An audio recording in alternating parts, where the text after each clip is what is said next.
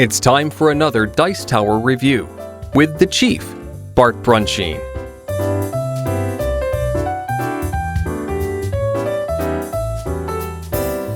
This is the Chief from the Dice Tower. Yeah, I'm kind of kneeling on my floor. I too get tired of looking at the curio cabinet and the green walls in the background. I will be getting a new house, so hopefully we'll get some new backgrounds. But in the meantime, we're going to be talking about Kingdom Builder from Donald X Vaccarino. Vaccarino. I think I say that right. I just like the X in there, Donald. Very cool. Let's go ahead and take a closer look, see what we think. First thing I want to show is the modular board. Now I have this set up, but literally you draw these randomly and just select them in. Taking a look at the board, just as we're zoomed out, this will be a flower area, a tree area, grass, kind of ravines or canyons, and then you have desert down here. I'm going to zoom in just so you can see a little bit better what they look like. You'll also have mountains, which you cannot place a building on a mountain. But oftentimes you're going to have to place an adjacent, so let me kind of scroll. So it's attractive to look at. They'll have different buildings that will do different things. We'll go ahead and look at the ones that are on the board here real quick. This side of the board is actually a deal on ships, and normally you can't lay your building structures inside a water section of the board, but if you go and collect this tile, you can. I'll show you how to collect the tiles in a little bit. So, and collecting these is huge. This will allow you to spread your settlements into water. There's only 2 of them for that particular settlement. If you have the horse stables, this particular one will allow you, as it shows here, to, on your turn, jump one of your settlements over a square in any kind of terrain type and put it over in an area like so. You have this Stonehenge deal. This would allow you to play a 4th building based on the card that you have in your hand. And this one here just allows you, normally you will always have 3 buildings or 3 structures to play down on your turn. This allows you to play 4th either in a horizontal or a diagonal row. And the next phase will be to actually set out the cards, which are going to tell you what your goals are. Let me pick those up and we'll talk about what those goals are. All right, in this particular game, you're going to have miners, discoverers, and hermits. There's text on them that tell you what they do, but you're going to score for the hermit. You want to create many settlement areas, and then you're going to end up getting 1 gold for each of your own separate settlements that are on the map. So you're going to want to have a bunch of spread out either village areas or even just single buildings, and those are going to score you 1 gold or 1 victory point at the end of the game. For the discoverers, you're going to want to build settlements on a horizontal line. There are horizontal lines, of course, running all the way across the map board. I can't remember how many off the top of my head. I want to say like 24 or 26. And ideally, you're going to want to have 1 settlement in every single horizontal line.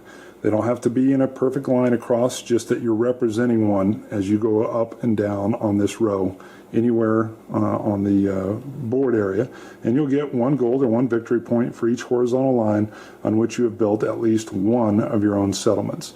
So you're going to not only want to be now spreading out and having separate little isolated settlements, but you're going to want to think horizontally in terms of getting them up and down the map. And then finally, miners. You're going to want to build settlements next to a mountain, and you're going to get 1 gold for each of your own settlements built adjacent to 1 or more mountain hexes. So if you can come in and actually surround, or as you see I have over here, I have these 2 settlement buildings right next to a mountain. Right there would be 2 points. I've got 1 next to a mountain up here. That would be 3. And of course, as I built through the desert, I would get points for surrounding these little areas here. Now in the game, there are several. You have merchants, you have farmers, citizens, fishermen, lords, workers, knights, and they all change what your victory conditions or what you're going to get gold for. You're also going to get gold. This is a little palace or castle, and if your settlements touch it at least once, you'll also get 3 victory points for that. In order to pick up these special little buildings, all right, in order to pick these up, your settlements have to reach one of the 6 access points to that building, and when you do that, you'll take this over to your play area. You can't play the special action that turn, but you'll be able to use it on subsequent turns, and that's a huge part of the game. All right, so it's my turn, and let's say, I've already got the map board populated here a little bit, but let's say I've drawn flowers.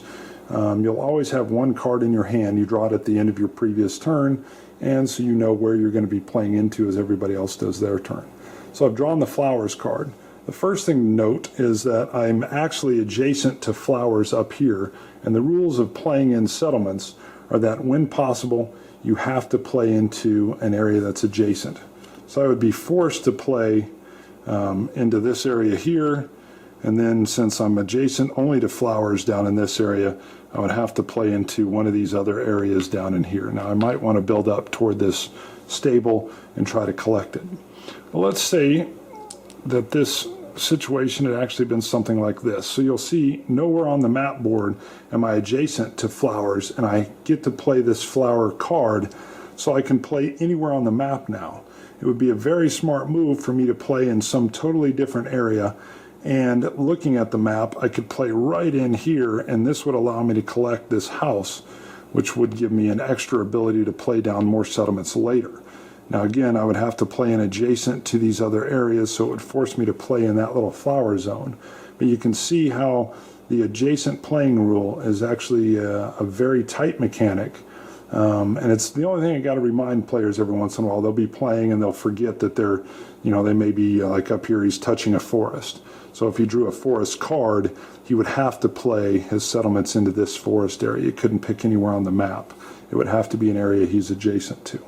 So you can kind of see how this works. It's actually very simple to teach, very simple to play, and it moves very quickly. And I find the game completely addictive, and I find it very fresh to play every single time I sit down and play. All right, we're back with Kingdom Builder. First time I played Kingdom Builder, I did not like it, and I didn't plan on playing it again. It just seemed... Well, I mean, I know it's abstract, but it seemed kind of wildly random too, with all the 3 cards down, and then the little different areas we had to get to that allowed you to do different things. And I didn't plan on playing again. And to my board game group's credit, we were waiting to get a game going, and someone brought this out, and it was a group of 4, and I wasn't going to bail out. We played it. And the second time I played it, I loved it. And I was like, wow, what did I miss the first time? And then we played it again. And here's what I missed the first time. I actually loved the cards. I don't know if the cards I got on my second game synced better or whatever, but I understood exactly what I was doing. Maybe it was the fact that it was my second game. Right off the bat, I played in to get into a pretty nice little building structure that helped me fit in with one of the cards that was out. And right away I noticed that not only is this a fun kind of abstract strategy game, but it's going to be uniquely different about every time you play it. And as long as you're paying attention to those cards and then know the abilities of the different buildings or structures on the map and go in and try to expose those strategies or really attack in, you can have a blast at this game. And it's really drawn me in. It's simple. I can get younger kids interested and going and help them along a little bit. So I find it very accessible. The modular boards make it very different. The card play, the cards that come out make the strategies very different. So I see this as a very fresh, actually long-lasting game that should stay in your collection for some time. Another big hit, Donald. So, well, Mr. Vaccarino, another good hit. See ya. Chief from the Dice Tower. I'm out. Thanks so much for watching the Dice Tower videos. Find more great videos and reviews, as well as our top-rated audio podcast at Dicetower.com. You can also find the latest board game news at Dicetowernews.com. I'm Eric Summerer, and you've been watching The Dice Tower. The Dice Tower is sponsored by Fun Again Games, the world's best game source. Fun Again Games has over 5,000 games available. Check them out at funagain.com.